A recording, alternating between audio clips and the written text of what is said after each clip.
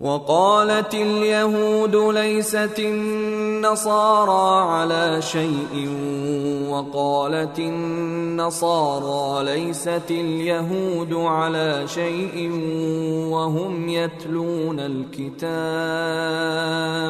كذلك قال الذين لا يعلمون مثل قولهم فالله يحكم بينهم يوم القيامة فيما كانوا فيه يختلفون۔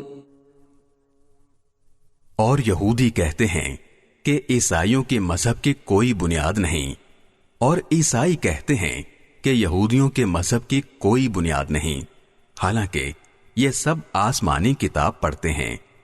اسی طرح وہ مشرکین جن کے پاس کوئی آسمانی علم ہی سرے سے نہیں ہے، انہوں نے بھی ان اہل کتاب کی جیسی باتیں کہنی شروع کر دی ہیں۔ چنانچہ اللہ ہی قیامت کے دن ان کے درمیان ان باتوں کا فیصلہ کرے گا جن میں یہ اختلاف کرتے رہے ہیں۔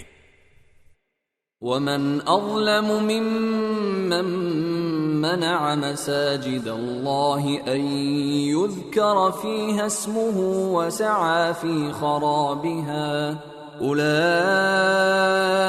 مَا كَانَ لَهُمْ أَنْ يَدْخُلُوهَا إِلَّا خَائِفِينَ